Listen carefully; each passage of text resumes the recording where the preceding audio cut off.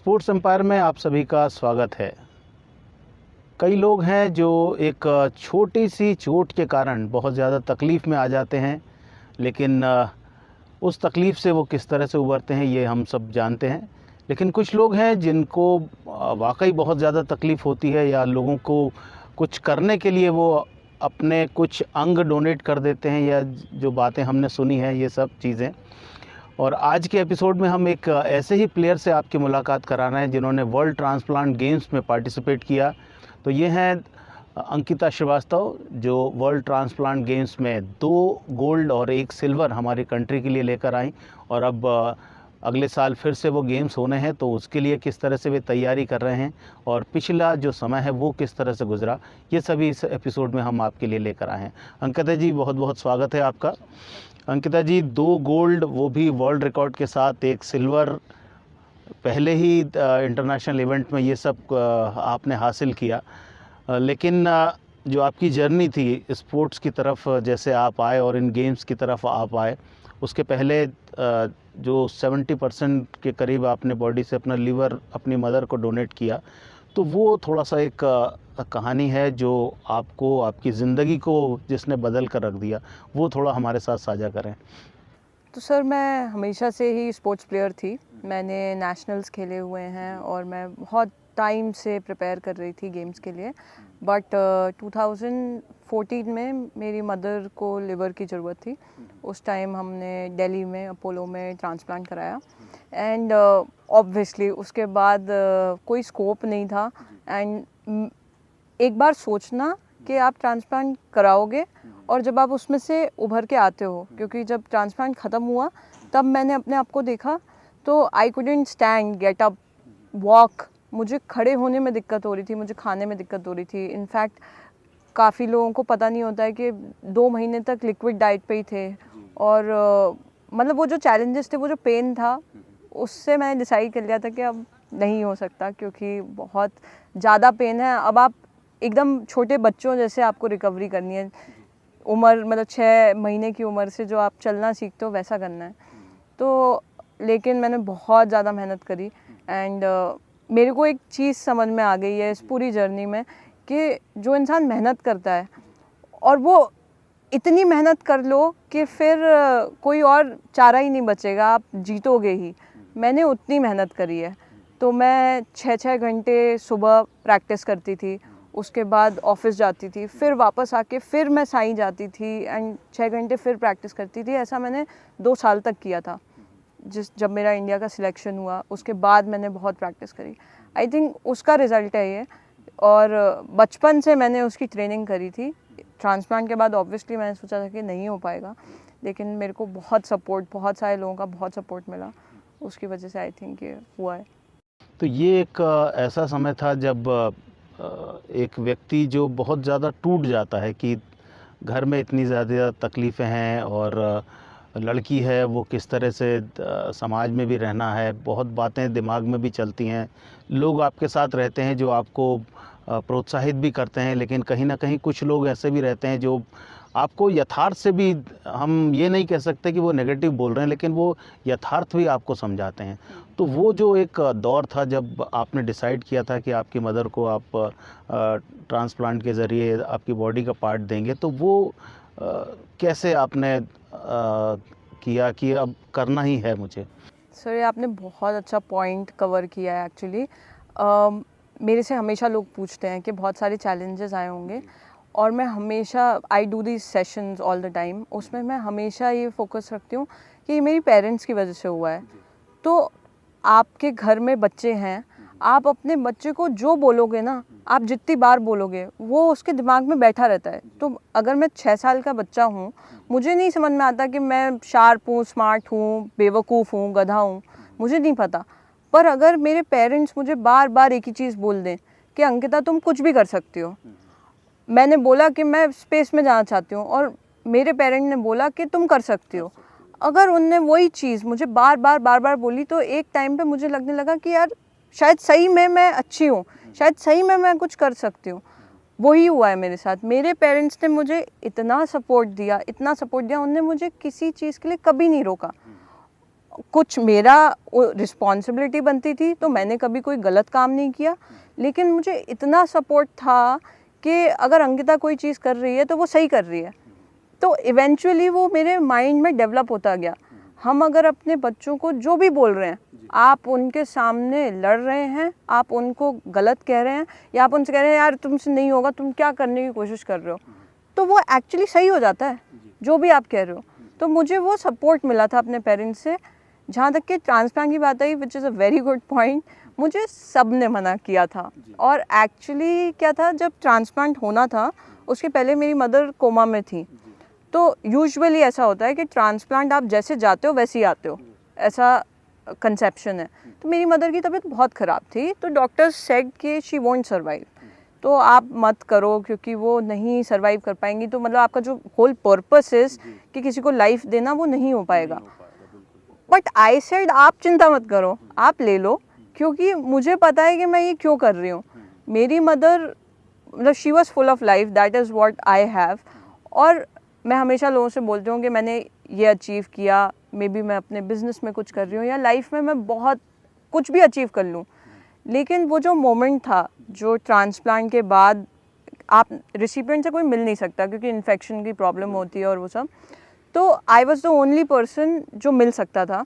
And हम लोग कोई बातचीत नहीं हुई थी, हम रूम में घुसे, जब मैं कॉरिडोर में चल रही थी, सब नर्सेज, सब डॉक्टर्स, सबको पता था कि मैं आ रही हूँ, क्योंकि मम्मी ने सबको बता के रखा था। और हम लोग बहुत टाइम बाद मिल रहे थे, दोनों की रिकवरी चल रही थी, मैं व्हील चेयर पर थी, वो बेड पे ही थी। जो हम मिले, जो हमारा आई कांटेक्ट हुआ, the satisfaction that she had कि मैंने उन पे गिव अप नहीं किया और उनने मुझ पे गिव अप नहीं किया, शी इज़ द पर्सन, उनने ही मुझे इतना बड़ा किया। This is so little in front of what she has done. And I think वो मेरे दिमाग में क्लियर था कि मुझे देना है। बाकी दुनिया ने बहुत चीज़ें कही, इनफैक्ट ऐसे भी लोग थे जिनको देना था और उनने मना किया था, तो उनने मुझे बोला कि देखो हम नहीं दे रहे क्योंकि हमने दिमाग से सोचा है। मैंने कहा आप दिमाग से सोचो, मैंने दिल से सोच लिया और मेरे को देना है। तो that is how I decided. और मेरे को फैमिली सपोर्ट, मेरे पेरेंट्स, मेरे फादर मदर, उनका हर चीज़ में सपोर्ट था। तो आई थिंक मैं हमेशा पेरेंट्स को, क्योंकि ये मैसेज बच्चों के लिए नहीं है, बच्चा उसको क्या पता कि फादर ऑफिस जाता है या मदर खाना बनाती हैं या क्या करता है, उसको नहीं पता ये जॉब रोल्स, उसको नहीं पता कि मैं क्या कर सकता हूँ या मेरी बहन क्या कर सकती है, उसको नहीं पता। आप जो उसको फीड इन करोगे वो एक्चुअल रियलिटी बन के 25 साल बाद आपको सामने दिखने लगेगा। तो I think it's for the parents, उनको करेक्ट चीज़ बोलनी है। बिल्कुल। और अंकिता जिस तरह से बता रही हैं कि किस तरह से उन्होंने अपनी मदर के लिए क्या काम किया है, एक दर्शकों छोटे से ब्रेक के लिए हम रुकते हैं और अंकिता से आगे बातचीत जारी रखते हैं।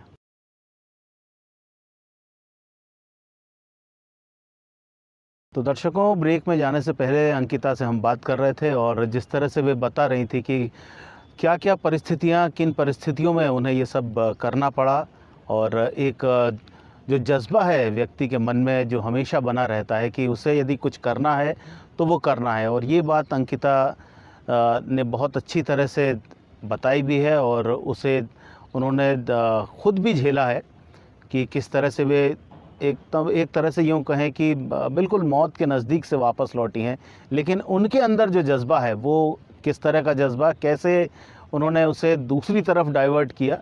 क्योंकि अंकिता एक आयामी व्यक्तित्व हैं जो बिज़नेस भी देखती हैं और बहुत सारे काम पूरे वर्ल्ड वाइड उनके फैले हुए हैं।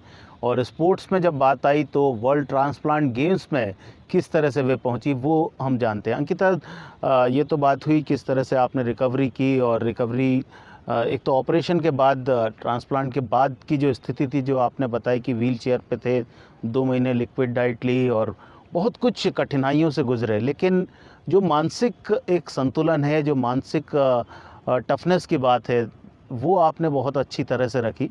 उसके बाद ये वर्ल्ड ट्रांसप्लांट गेम्स, ये कहाँ से ट्रैक चेंज हुआ है? सो मैं हमेशा गेम्स में थी, तो मेरा नेटवर्क स्पोर्ट्स का काफ़ी अच्छा है। जब ट्रांसप्लांट हुआ तो काफ़ी लोगों को पता चला कि I have gone through this. And जहाँ तक आपने मेंटल स्ट्रेंथ की बात करी, तो उस टाइम काफ़ी डिमोटिवेट हो गई थी मैं। एंड मैं सबको यही एक्सप्लेन करती हूँ कि डीमोटिवेट होना इज़ वेरी नॉर्मल। आप डीमोटिवेट हो जाते हो, हर कोई हो जाता है। हर चौथे दिन आपको लगता है कि आप क्या कर रहे हो अपनी लाइफ के साथ, ये सबके साथ होता है। इट्स अबाउट रिकवरी, कि आप उससे उठ कैसे रहे हो, और कोई भी आपको मोटिवेट नहीं कर सकता, आपको खुद ही मोटिवेट होना है। Self motivation is a thing, क्योंकि पेरेंट्स आपको लगे रहें कि आप ज़िंदगी में कुछ बनो, आपको उतना ही जज्बा रखना पड़ेगा कि आपको कुछ करना है। तो मैंने बहुत अच्छा नेटवर्क बनाया है, thankful to lot of friends, family. तो मेरी जो फैमिली है, अब एक्सटेंडेड फैमिली, उनके फ्रेंड थे, वो हार्ट रिसिपिएंट थे, एंड मैं उनसे सिंधिया स्कूल के रियूनियन में मिली, एंड मुझे पता चला वर्ल्ड ट्रांसप्लांट गेम्स का, मुझे पता चला सिलेक्शंस का, इंडियन टीम बन रही है, कैसे सिलेक्ट होना है, क्या होना है। सो आई न्यू कि मेरा बैकग्राउंड काफ़ी स्ट्रॉन्ग है, वो मुझे हेल्प करेगा। पर सबके ट्रांसप्लांट को काफ़ी टाइम हो गया था, मेरा काफ़ी रीसेंट था, तो मुझे ये पता था कि मुझे काफ़ी सारी रिकवरी करनी पड़ेगी। तो मैंने उस टाइम बहुत सारे लोगों से बातचीत करी, मैंने समझा कहाँ होता है, मैंने स्केल समझी। सो आई अंडरस्टूड कि वहाँ पे 60 to 100 कंट्रीज़ आती हैं, हर एक कंट्री के 200 लोग आते हैं। So it's a big unanimous event जो होता है, वो उस साल, पिछले साल यूके में हो रहा था। तो एंड मेरा यूके जाना काफ़ी होता रहा है, तो आई डिसाइडेड कि I have to participate in this. And उसके बाद मैंने तैयारी शुरू करी, met lot of people, coaches, SAI से लेकर क्रॉसफिट से लेकर जो टीम थी, इंडियन टीम, मैंने बहुत रिसर्च करी, बहुत ज़्यादा लोगों से बातचीत करी, समझा कि ये होता कैसे है, and that's how I got selected. तो फर्स्ट इंडियन टीम सिलेक्शन हुआ, फिर वहाँ पे जाने का मौका मिला। ये तो आपने बताया कि किस तरह से आपने अपने नेटवर्क के ज़रिए और आपके स्पोर्ट्स बैकग्राउंड के ज़रिए वहाँ तक पहुँचने का जो एक सपना था, सपना ही कहेंगे कि भाई ऐसी जगह से स्थिति जहां आपकी चलने वाली स्थिति नहीं है, वहां आप किसी वर्ल्ड वाइड इवेंट में पार्टिसिपेट करने की बात सोच भी सकते हैं, और आपने वो कर भी दिखाया। तो वो जो एक टाइम था कि कैसे इंडियन टीम में पहुंचना है, क्योंकि आपने बताया कि आप बहुत विकट परिस्थितियां, मतलब बताने के लिए शब्द भी नहीं होते कभी कभी व्यक्ति के पास। वो मेरी स्थिति है कि आप किसी को कैसे सोच सकते हैं कि व्हील चेयर वाला व्यक्ति वर्ल्ड गेम्स में पार्टिसिपेट भी करेगा। उसके लिए पहले तो अपने डिस्ट्रिक्ट, स्टेट और नेशनल लेवल तक पहुंचना ही बहुत मुश्किल है। तो वो टाइम कैसा था कि कैसे धीरे धीरे आप आगे बढ़े? क्योंकि ये हम इसलिए भी जानना चाहते हैं कि जो आपकी जर्नी है वो बहुत सारे लोगों को इस प्रोग्राम के माध्यम से इंस्पायर करेगी, क्योंकि वो भी चाहते हैं कि जो परिस्थितियां उनके सामने है उसे वो सही ट्रैक पर लेकर आ सकें। बिल्कुल। तो जब मैंने जर्नी शुरू करी 2014 फरवरी तब में, तक क्या अंकिता ऐसे पैदल चलने वाली स्थिति आ गई थी, या क्या स्थितियां थी आपके साथ? नहीं, तो ट्रांसप्लांट के 3 मंथ्स तक आई कुड वॉक, मैं खड़ी हो जाती थी, थोड़ा वॉक कर लेती थी, फिर I had to sit down. दूसरा प्रॉब्लम ये था कि मेरा स्कार बहुत बड़ा है, तो मैं 15 मिनट से ज़्यादा बैठ नहीं सकती, मेरे को पेन होने लगता है। मतलब ऐसा नहीं है कि मैं नहीं बैठ सकती, पर अवॉइड करती हूँ क्योंकि बहुत दर्द होता है मुझे। और उस टाइम वो पूरा फेज़ ऐसा था कि मैं मॉर्फिन के इंजेक्शन्स पे थी, and morphine as a drug सबसे हाईएस्ट लेवल, आपकी पेन के बैरियर को क्रॉस करने के लिए मॉर्फिन यूज़ किया जाता है। तो मेरे को उसकी बॉटल्स लगाई जाती थी एक्चुअली यहाँ पे, और वो एक बटन होता था, जब आपको बहुत ज़्यादा पेन हो तो वो प्रेस कर दो आप, तो वो आपके अंदर चला जाता था। That's how I was living. तो मुझे उस दर्द से बाहर निकलना था, क्योंकि मुझे बैठने में, खड़े होने में केवल मुझे याद है कि मेरे दोस्त, क्योंकि मेरे मम्मी ऑलरेडी हॉस्पिटल में थी, मैं डिस्चार्ज हो गई हूँ, और पापा मम्मी के पास हैं, तो हमारे पास कोई था ही नहीं। तो कोई मेरे साथ रहता था जो मुझे एक्चुअली ऐसे उठाता था, केवल बैठने के लिए बेड पे। तो और अगर कोई पूरा सपोर्ट नहीं दे मेरे को उठाने के लिए, तो वो मेरे साथ गिर जाता था, क्योंकि मैं बिल्कुल भी एफर्ट नहीं ले पाती थी अपने स्टिचेस की वजह से। तो उस फेज से निकल के आई जस्ट डिसाइडेड, मैंने इसमें थोड़ी रेकलेसनेस भी करी थी, क्योंकि मैं हमेशा से स्पोर्ट्स पर्सन रही हूँ और बहुत एक्टिव रही हूँ। तो मुझे वो बेड पे रहना, वो पूरी जो सफरिंग थी, वो जो दर्द था, वो मुझे सहन नहीं हो रहा था। बहुत मुझे लगता था कि मैं जाके हेल्प करूं, मम्मी की हेल्प करूं, क्योंकि वो शी इज़ सिक।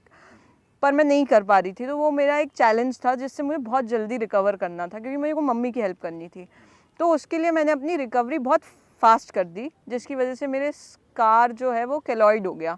तो उसकी वजह से मेरे को अभी भी पेन है, like at this moment also मेरे को दर्द है। तो लेकिन हमें उसके आगे चलना है। तो हमने जब ये डिसाइड किया कि हमें इंडियन टीम में सिलेक्शन लेना है, तो मेरे पास सतीश थे क्रॉसफिट में, and he had seen my journey. मैं उनके पास आई थी, इफ़ यू आस्क हिम, कि मैं बहुत झुक झुक के चल रही हूँ और मुझसे चलते भी नहीं बन रहा है, वेरी डिफ़िकल्ट स्टेज। विशाल फिटनेस क्लब वाले, he was the first initial person जिनसे मैं मिली थी 2014 में। उनने मुझे बच्चों जैसे ट्रेन किया है। जैसे मैंने 1 kg का वेट उठाती थी, मैं 1 kg का वेट कोई बच्चा भी उठा सकता है। उससे धीरे धीरे शुरू करके मैं विशाल में थी, फिर सतीश के पास क्रॉसफिट में आई, फिर इवेंचुअली साई के ट्रेनर्स से मिली, साई जाने लगी। फिर मैंने अपना ड्यूरेशन धीरे धीरे बढ़ाना शुरू किया, 1 घंटा, 2 घंटा, 3 घंटा। I got to a scale जब मैं 6 घंटे कर रही थी। और इसमें स्पेशल बात ये थी कि साई में बहुत सारे बच्चे आते हैं जो नेशनल्स कैंप में हैं, इंटरनेशनल कैंप्स में हैं। तो वो अपनी ट्रेनिंग के बाद घर, मतलब हॉस्टल जाते थे, and they would take rest, and उसके बाद हम लोग शाम में मिलते थे। While I was one person जो जैसे ही घर जाता था वो office, I had to go to office. और उस टाइम हमारा एक इंटरनेशनल पार्टनरशिप चल रही थी और we had a deadline just at the same time जब ये गेम्स होने वाले थे, तो मुझे उसको भी सफिस करना था। तो हमारी दोनों चीज़ें साइमल्टेनियसली चलती रहती थी। एंड देन मैं पूरी, जैसे ही ख़त्म होता था, I would take my kit to office से मैं सीधे साई चली जाती थी, और मैं फिर रात में 10:30 बजे घर वापस आती थी। तो उस टाइप की मैंने ट्रेनिंग करी, and I think that's the result. I think उस मेहनत का रिज़ल्ट है। और वो लोग जो थे उस टाइम जो गिव अप ही नहीं करते थे, मतलब आई वुड से कि मेरे से ये नहीं हो रहा, और सर बोलते थे कि हो रहा है, हो रहा है। मैंने कहा नहीं हो रहा है, मैंने कहा नहीं हो रहा है। He would tell me the wrong time. जब वो टाइमर लेते थे तो मुझे गलत टाइम बता देते। मैंने कहा सर ये तो आप गलत बता रहे हो, पर वो कहते थे नहीं सही है, तुम तो दौड़ो। तो आई थिंक उन सब की मेहनत का रिज़ल्ट है वो। तो अंकिता जिस तरह से बता रही हैं कि कैसे उन्होंने अपनी जर्नी को आगे बढ़ाया और इंडियन टीम में जो पहुंचने का लक्ष्य था वो उन्होंने हासिल किया। दर्शकों, एक छोटे से ब्रेक के लिए हमें रुकना पड़ेगा और ब्रेक के बाद वापस आएंगे और अंकिता से जानेंगे वर्ल्ड ट्रांसप्लांट गेम्स में उनकी जो मेडल जर्नी है, 2 गोल्ड मेडल और 1 सिल्वर मेडल के बारे में।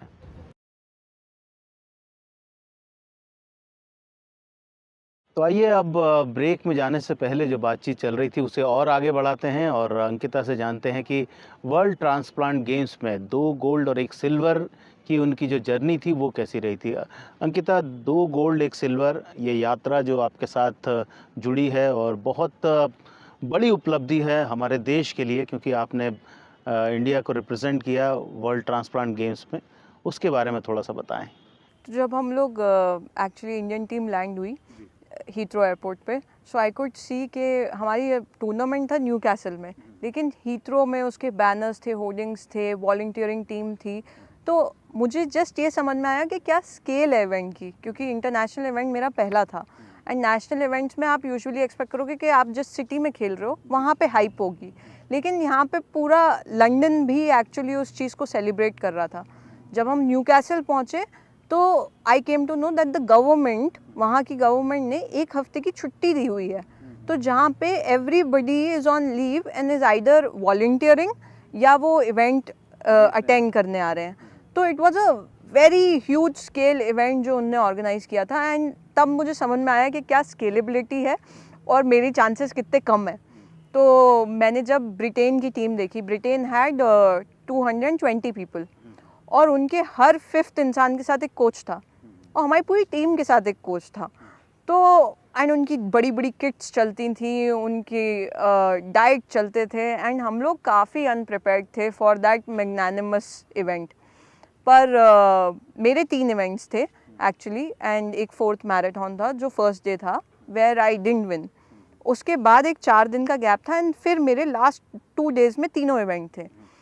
तो एवरीबडी वॉज पार्टिंग, वहाँ पे कल्चरल इवेंट्स थे, वहाँ पे बहुत बड़े लैविश इवेंट्स होते थे आफ्टरनून में, इवनिंग डिनर्स में, and I would attend none, क्योंकि मुझे बहुत ज़्यादा प्रेशर था। एंड यहाँ पे मेरे पेरेंट्स थे and my father he was, मतलब उनने बहुत ज़्यादा उम्मीद थी उन्हें, तो I didn't want him to feel bad, तो मैंने बहुत एफर्ट भी किया था।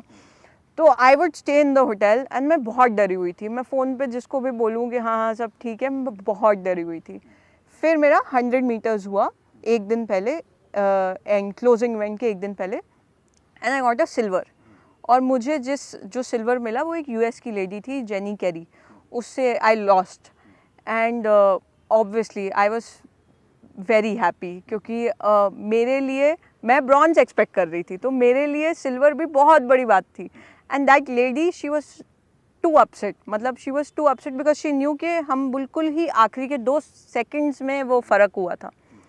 इवेंचुअली नेक्स्ट डे हम लोग का लॉन्ग जंप इवेंट था, जिसमें she was again participating and she was the best competitor. उनके पास पहले वर्ल्ड रिकॉर्ड था।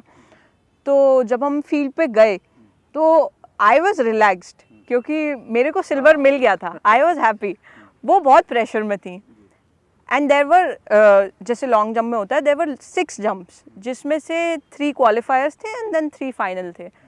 उस 6 जंप्स का जो फर्स्ट जंप था वो मेरा वर्ल्ड रिकॉर्ड हो गया था। तो जैसे ही वो वर्ल्ड रिकॉर्ड हुआ, the lady, the Jenny Carey, वो इतने प्रेशर में आ गई थी कि she actually left the field for a while. तो आई थिंक उस टाइम मेरा mental strength and that she gave up too quickly, वो मेरे को बहुत बेनिफिशियल हुआ। And eventually she got a silver that day and I got a gold, और उसके बाद मेरे शॉर्ट पुट पे भी गोल्ड आया था। सो आई थिंक बहुत ही अमेजिंग फीलिंग थी, नहीं समझा सकती मैं, क्योंकि उस टाइम मैं, आई वॉज जस्ट फेचिंग कि ये जैसे ही बोलते हैं मैं फ़ोन पकड़ूँ and I call home and tell them कि इंडिया को गोल्ड मिल गया है, बिकॉज उस टाइम इंडिया टैली में ही नहीं था। तो it was a wonderful feeling. Ankita ने जिस तरह से बताया कि 2 गोल्ड 1 सिल्वर, उसमें भी वर्ल्ड रिकॉर्ड उनके नाम पर आया। अंकिता, बातें तो बहुत हैं और जिस तरह से आपकी जर्नी रही है, हम उम्मीद करेंगे कि ये जर्नी ऐसे ही बनी रहे और किसी दूसरे एपिसोड में हम और भी ज़्यादा, क्योंकि चूँकि समय की बाध्यता है, उसे देखते हुए और भी ज़्यादा बातचीत इसके विषय में करेंगे। लेकिन हमारी ओर से शुभकामनाएं कि आप जो तैयारी अगले इवेंट के लिए कर रहे हैं, अगले 2022 में जो इवेंट होना है, उसमें भी आप जितने भी इवेंट में पार्टिसिपेट करें, सब में हमारे देश के लिए गौरव हासिल करें। तो दर्शकों, ये थी अंकिता श्रीवास्तव, जिन्होंने वर्ल्ड ट्रांसप्लांट गेम्स में 2 गोल्ड और 1 सिल्वर मेडल हासिल किया। और उनकी जो जर्नी रही है, जिस तरह का अभी तक का जीवन रहा है, बहुत मुश्किलों से उबरने के बाद और कभी ना हार मानने वाली बात जो उन्होंने कही है, वो उनके साथ चली आ रही है, जिस कारण आज अपने आप को बहुत ज़्यादा एनर्जेटिक भी फील कर रही हैं और जितने भी कामों में मसरूफ़ हैं, चाहे वो फील्ड पर हों या ऑफ द फील्ड हों या अपने बिजनेस में हों, वो सभी जगह अपने आप को प्रूव कर रही हैं कि किस तरह से आप अपनी लड़ाई खुद से लड़ेंगे और किस तरह से आप अपने आप को आगे ले जा सकते हैं। तो हम उम्मीद करेंगे कि अंकिता की जर्नी से बहुत से लोग प्रोत्साहित होंगे और बहुत से लोग अंकिता की तरह अपने आप को जो मेन स्ट्रीम में समाज की मुख्य धारा में ले आते हैं, उस तरह से लेकर आएंगे। तो आज के लिए इतना ही। अगले एपिसोड में किसी नए व्यक्ति के साथ हम आपके साथ फिर से जुड़ेंगे।